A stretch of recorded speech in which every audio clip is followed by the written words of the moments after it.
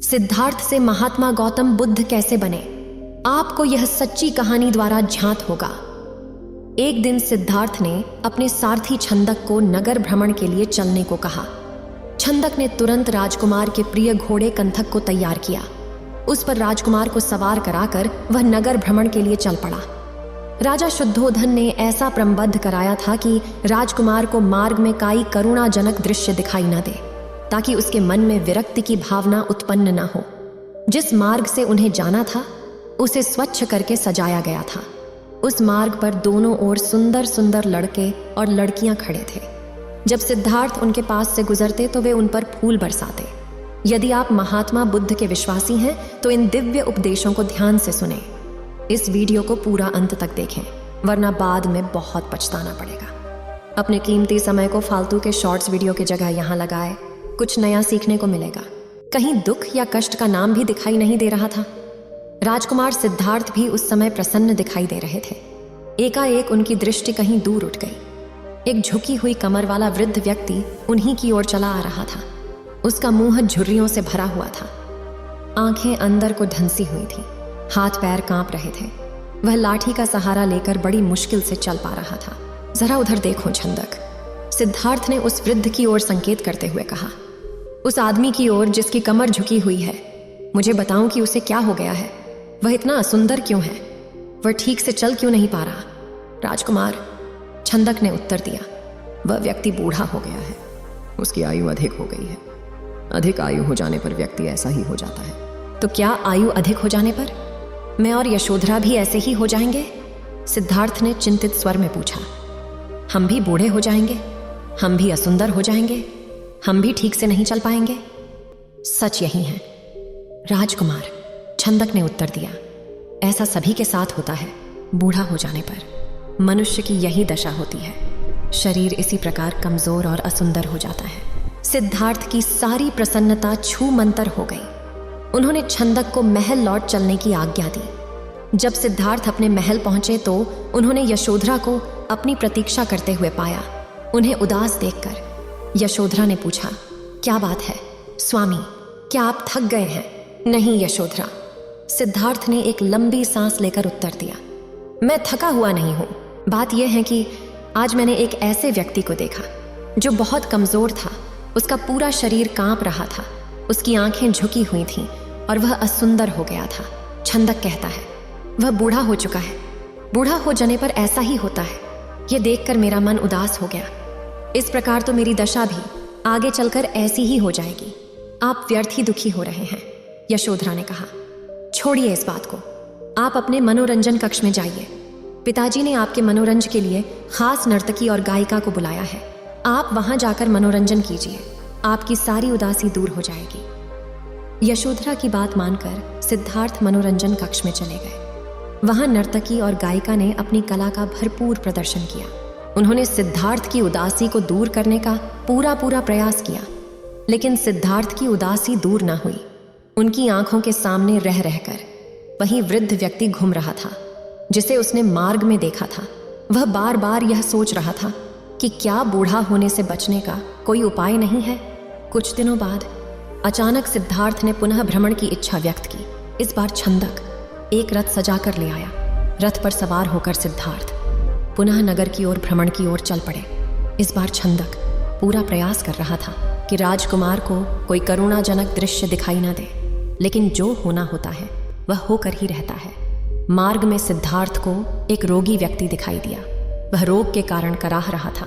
सिद्धार्थ ने तत्काल रथ रुकवाया और छंदक से पूछा, इसे क्या हो गया है? यह इस प्रकार कराह क्यों रहा है? राजकुमार, छंदक ने उत्तर दिया, इसे रोग ने घेर रखा है। यह रोग के कष्ट को सहन नहीं कर पा रहा, इसी कारण कराह रहा है। परंतु इसे रोग ने क्यों घेर लिया? सिद्धार्थ ने आश्चर्य से पूछा। छंदक ने उत्तर दिया, रोग तो बड़े बड़े स्वस्थ व्यक्तियों को भी घेर लेता है, उन्हें भी रुला देता है। इसमें आश्चर्य की कोई बात नहीं है। अपने जीवन काल में कोई ना कोई रोग लगभग प्रत्येक व्यक्ति को हो जाता है। ओह, सिद्धार्थ बड़बड़ाए, तो रोग भी मनुष्य को कष्ट पहुंचाते हैं। इनसे भी मनुष्य नहीं बच सकता, मैं भी नहीं बच सकूंगा। जब मुझे भी कोई रोग हो जाएगा तो मैं इसी तरह दर्द से कराहूंगा।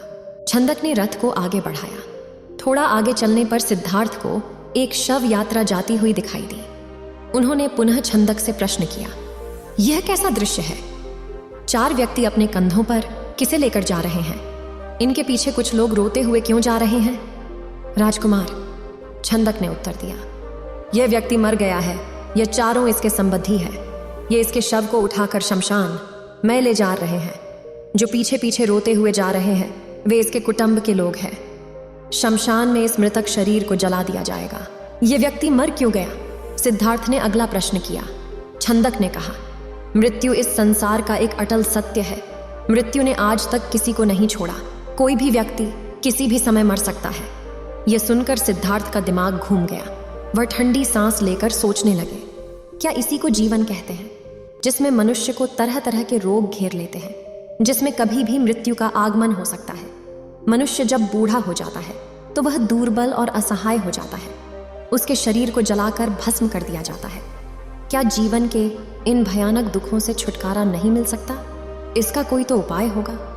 सिद्धार्थ मन ही मन ऐसा सोच रहे थे कि तभी उन्हें एक सन्यासी दिखाई दिया। उसने भगवा वेश धारण कर रखा था। साधना और तपस्या के कारण उसका मुखमंडल चमक रहा था। उसके होंठ मुस्कुरा रहे थे। सिद्धार्थ को वह संसार का सबसे प्रसन्न व्यक्ति दिखाई दिया। उन्होंने पूछा, छंदक, यह स्वस्थ और तेजस्वी व्यक्ति कौन है? छंदक ने उत्तर दिया, यह एक सन्यासी है। इसने संसार के सभी सुख त्याग रखे हैं। इसने संयम द्वारा अपनी इंद्रियों को वश में कर रखा है।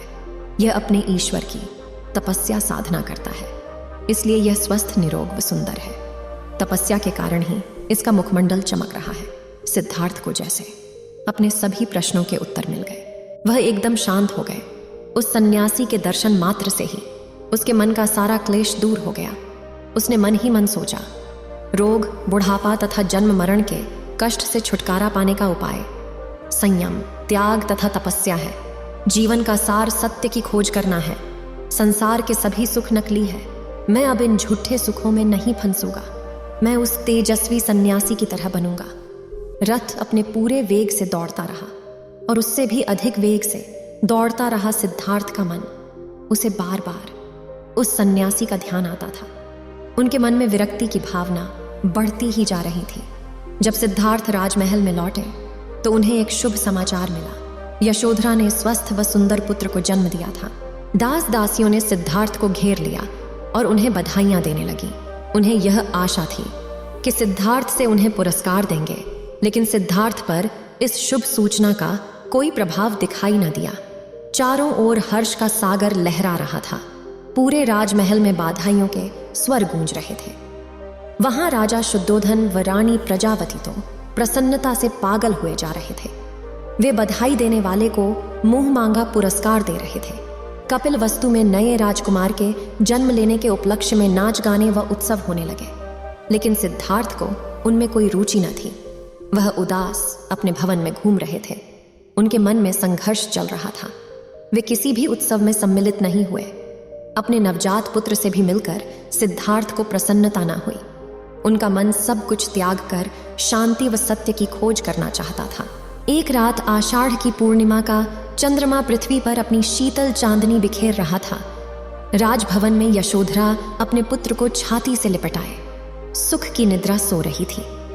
दासियां भी अपना कार्य समाप्त करके गहरी निद्रा का आनंद ले रही थीं। सिद्धार्थ अपने बिस्तर से एकाएक उठ खड़े हुए और भवन से बाहर चले गए। भवन से बाहर निकले। एक बार उनके मन में यशोधरा व राहुल को देखने की इच्छा उत्पन्न हुई। वह वापस जाने के लिए मुड़े, परंतु जिस प्रकार कोई सर्प अपनी कैंचुली का उतार कर उसकी ओर नहीं देखता, वैसे ही सिद्धार्थ ने भी अपने मोह को एक ही झटके से त्याग दिया। धीरे धीरे चलते हुए सिद्धार्थ वहां जा पहुंचे जहां उनका सारथी छंदक सो रहा था। सिद्धार्थ ने उसे जगाया। छंदक ने चौंक कर अपनी आंखें खोली व निकट बंधे। कंथक घोड़े ने भी हिनहिना कर सिद्धार्थ की ओर देखा।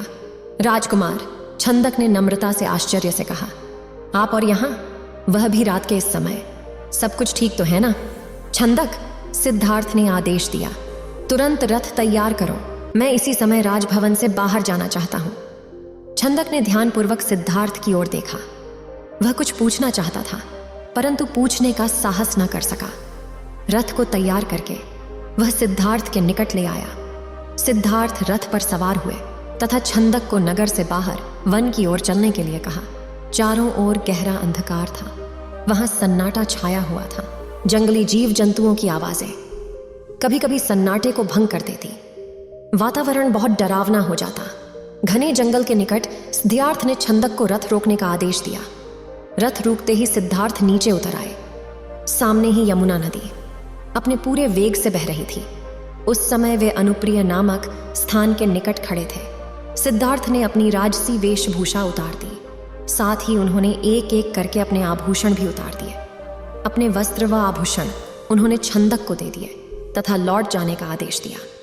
छंदक सिद्धार्थ के पैरों में गिरकर फुट फुट कर रोने लगा। वह हाथ जोड़कर कहने लगा, यह आप क्या कर रहे हैं राजकुमार? जब आपके माताजी और पिताजी को आपके सन्यासी बन जाने की बात का पता चलेगा तो उन पर दुखों का पहाड़ टूट पड़ेगा। रानी यशोधरा पर क्या बीतेगी? आप अपना निर्णय बदल लीजिए। मेरे साथ राजमहल लौट चलिए। नहीं छंदक, सिद्धार्थ ने सुंदर सुंगठित बालों को काट कर कहा, मैं अब नहीं लौटूंगा। मैंने सोच विचार करके ही यह निर्णय लिया है।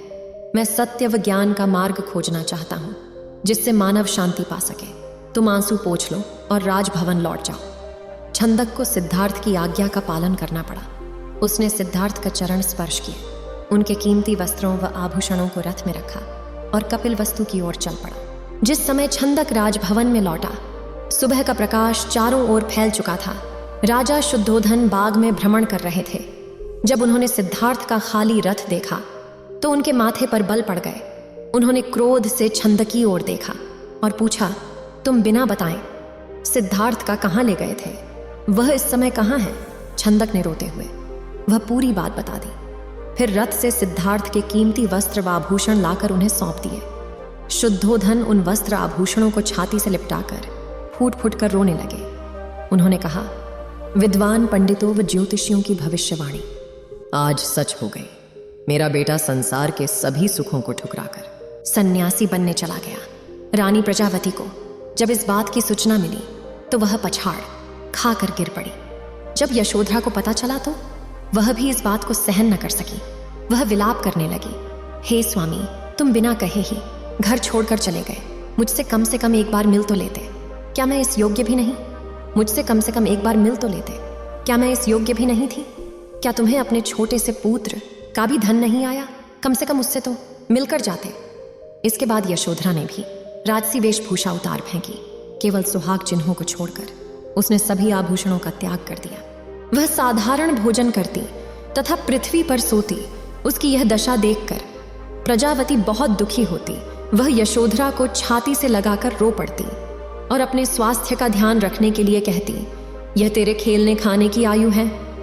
बहू वे यशोधरा से कहती, परंतु तूने तो सिद्धार्थ की तरह ही संसार के सभी सुख छोड़ दिए। क्या यह ठीक है? इस तरह रहने से क्या तुम बीमार नहीं पड़ जाओगी? तब राहुल की देखभाल कौन करेगा? माताजी यशोधरा उत्तर देती, मेरे पति अब सन्यासी बन चुके हैं। वे पृथ्वी पर शयन करेंगे तथा जंगली फूल फलों का भोजन करेंगे। ऐसे में भला राजभवन में सुख के साथ कैसे रह सकती हूँ? आप कृपया दुखी ना हो। राहुल में ही इसके पिताजी की छवि को देखें, इससे आपको शांति मिलेगी। प्रजावती राहुल को छाती से लिपटाकर रो पड़ी। सिद्धार्थ के चले जाने के बाद कपिल वस्तु का हर व्यक्ति उदास हो गया। राजमहल में तो दुख का साम्राज्य ही स्थापित हो गया। ऐसे में केवल नन्हे राहुल की लिकारियां ही राजमहल में गूंजती तथा सबका मन बहलाती। इस तरह महात्मा गौतम बुद्ध का जन्म हुआ। उम्मीद है आप सभी को यह वीडियो अच्छी लगी होगी। अगर आप बुद्ध के सच्चे विश्वासी हैं तो चैनल को सब्सक्राइब और वीडियो को लाइक करके कमेंट में नमो बुद्धा लिख दीजिए।